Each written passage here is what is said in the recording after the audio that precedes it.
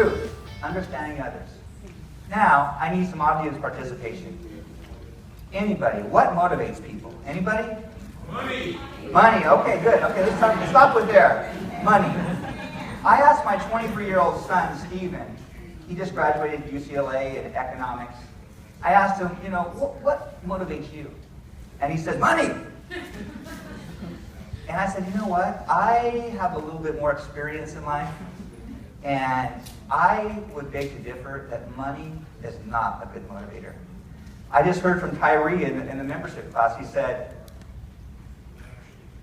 Dale Carnegie, right? Right, Tyree? Dale Carnegie said, people will work for money, but they'll go the extra mile for rewards and recognition.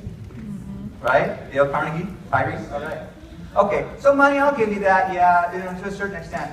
At the end of this presentation, I have some resources, and I really want you to write this down. Okay, you'll see at the end. So there's a YouTube site. If you just type in YouTube, money for motivation, there's a great video there, and I'll show you at the end. Okay, praise. I'm sorry, I'm going to ask you. Anyone else? Praise. Okay, great. Anything else that motivates people? Anyone else? Other people. Other people motivate you? Okay. Anyone else? More responsibilities. Challenges. Achievement. Anyone else? Inspiration. Purpose. Experience.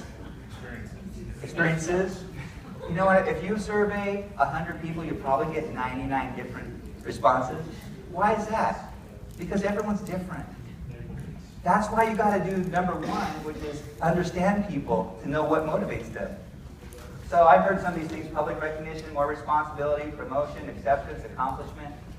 A lot of different things motivate people. But the key is you need to build a relationship with people so you understand what motivates them. You know what's said? That you can lead a horse to water and you can't make it drink, but you can give it salt and make it thirsty.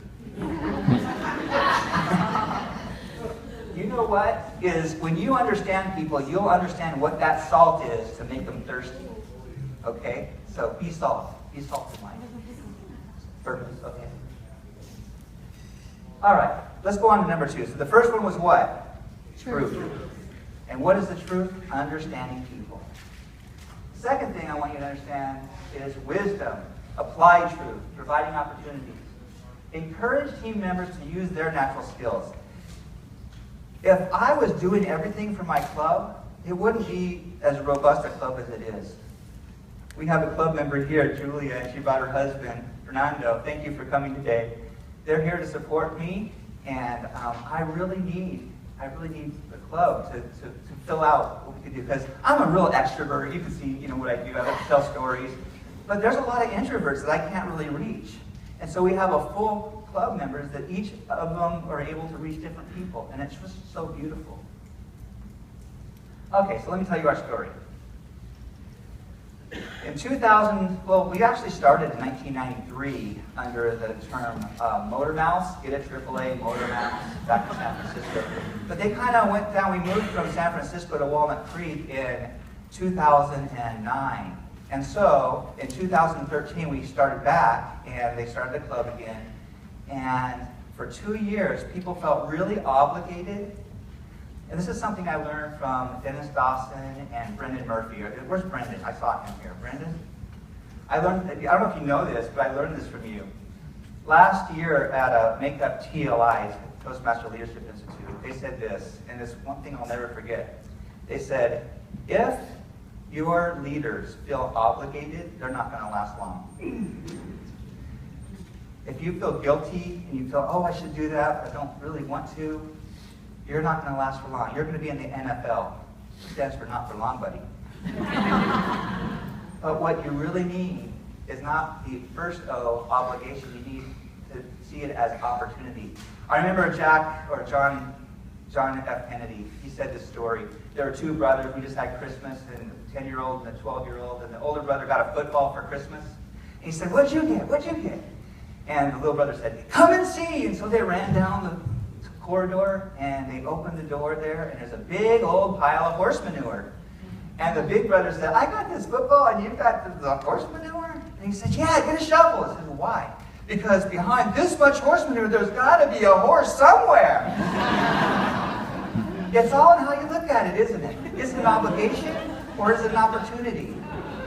Well, our leaders really took on this obligation, and we were dwindling so much that we needed life support from our district. And so they raised their hand, and Karen Leffler, who's here, she really believes in me and supports me in our club. She came in, and we got a club coach named Jim Sartor. Love Jim. And we had Kevin. You know, Kevin, I forget his last name, but he speaks a lot. That here he came in and gave us a speech. And they got us restarted, and they gave us a new vision, that it was an opportunity, not an obligation. And crazy great things happened. We were about a handful of people, and in 2 years, we are now, since 2013, or 2015, we are now over 26 and growing. And here's why. Let me tell you why. Yeah, I want to celebrate our club. It's an amazing transformation. And I want this for you. That's why you're here. I mean, I really am proud of you all for being here. I'm proud because you took the time out of your busy day and weathered the storms to be here. I believe in you. I need you because I can't do it by myself. So I want to thank you, and I want to say yes. You expect success. I want to give you permission to succeed, and this is how. I want to give you permission to fail too, because those are opportunities towards success. But I want to give you permission to succeed, and this is how it happened. Jim Sartor, he was our mentor. He came in. Does anybody here know Jim Sartor? Okay. When you think of Jim, don't you think of a smiling, jovial guy? Yeah, I can just see him. And he came right in, and he developed a relationship with us, and he told us this is an opportunity to grow. It's not an obligation, it's an opportunity. He told us two things I remember. E-I-E-I-O. He said, when you give a speech evaluation, just follow the E-I-E-I-O-U method, which is encouragement, instruction, encouragement, thank you, I-O-U is thank you. Second thing I remember him telling me, he urged me to get involved in contests. He'd say, Bryan, when you get it going up there, always run up to the stage and smile and shake the MC's hand, the Toastmasters hand. Jim really gave us a lot of energy and enthusiasm. I also want to tell you, too, there's two ways to grow a club. One is to have this amazing PR, public relations thing, and then to wind up getting you could get maybe up to 10,000 new people for the district, right? But if you do that every year for 10 years, you'll have 100,000. That sounds pretty good. Okay, that's cool. But there's another way. And I'm a financial analyst, and that's through the principle of compound interest.